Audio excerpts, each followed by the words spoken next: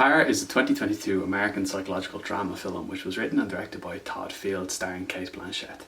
The film is all about composer-conductor Lydia Tar, charting her meteoric rise as an Egot, an Emmy, Grammy, Oscar and Tony winner. The use of an early interview in the film to allow her to explain the role of a conductor in an orchestra and the role that they play outside of that and the creation of music in general is quite interesting. I've worked with conductors previously, and the way in which she describes this role does make it very engaging and appealing to the audience. It can appear as if they're just an omnipotent force controlling all of the players, and if that is the case, does that just make the players puppets? This film dispels that and shows the power that the players themselves actually have alongside the role that the conductor has in not just creating music but everything that goes into the creation of an orchestra. The success of this film is squarely placed on Blanchett's shoulders, which is why apparently the favourite for the Oscar and the Academy Awards.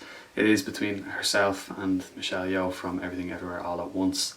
She has to portray someone who's utilising her power in a way that is potentially destructive but also not something you're fully aware of until later on in the film, and that itself is difficult because she knows what her character is doing and what her morals are, whereas we only learn them as the film continues. The life that Tar lives is itself interesting, and her love for music is quite evident and something that we are able to appreciate very early on in the film. There is a scene that is used in pretty much all the promotional material where she ends up giving what can only be called a speech in a college classroom, and she critiques a student for not appreciating the work of white cisgender composers such as Bach. Here we're able to see that she doesn't actually see other individuals as people, but instead only as pieces for her orchestra or people who she can utilise in her attempt to create new pieces. And if she thinks that a composer is a 10 out of 10, everyone else must believe that as well. This becomes more and more clear over the course of the film as we see the power that she wields begins to get abused by herself towards others, and that turns this film into a study on power itself. The effect that it has on the person who's wielding the power and those who end up getting it unleashed upon them.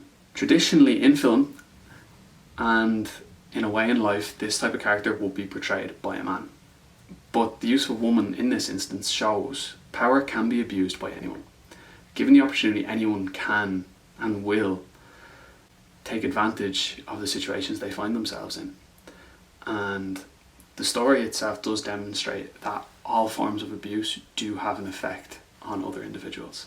It is likely that the way she is acting is only in line with the way that her male counterparts probably acted towards her in her early years.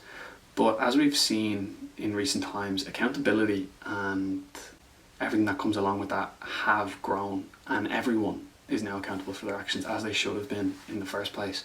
But it does take time for those kind of things to catch up. So it was great to see her come to the realisation that the way she has acted does have an effect on everything else as her life continues to progress, and it's not all as simplistic as she may have viewed it to once be. The story itself is told in quite a delicate and intricate manner, to the point where if you take a look up Lydia Tar on Google, it asks you, like the auto-suggested, is if she's a real person. This Todd Field created such an amazing work of fiction that people began to believe it was possibly true. And Blanchett played her character so well that we've come to a conclusion that they are perhaps synonymous. In this type of era that we're in now, it is rare when actors play characters on such a consistent basis for one to become synonymous with their personality or with themselves. We've seen it with Austin Butler and Elvis, and while it is not coming across character-wise that Cate Blanchett acts similar to Lydia Tar, but when one sees Cate Blanchett now after seeing the film, they will also see Lydia Tar, at least for the foreseeable future. Fall from grace that we have, it feels deserved, and it's also beautiful, and it becomes even more satiating as we're able to see the effects that the favours that Tar implemented between herself and others begins to take shape and have an effect. Field is on record as saying if Blanchett was not interested in playing the lead, he wouldn't have created the film, which is quite rare when it comes to the creation of pieces like this. He was queried about using a male protagonist instead, but he did come out to say that if he had had a male protagonist, that would have been cliche and would have removed the whole point of what he was trying to sell to the audience. He demonstrated that power can be abused by any gender, in any role, at any time, and even those who we praise as superheroes could possibly be culpable in one way or another depending on the situation. We should take the time to understand that anyone who we view as exceptional is at the end of the day no different than you or I, and they should not be able to avoid their wrongdoings regardless of any social standing that they may have.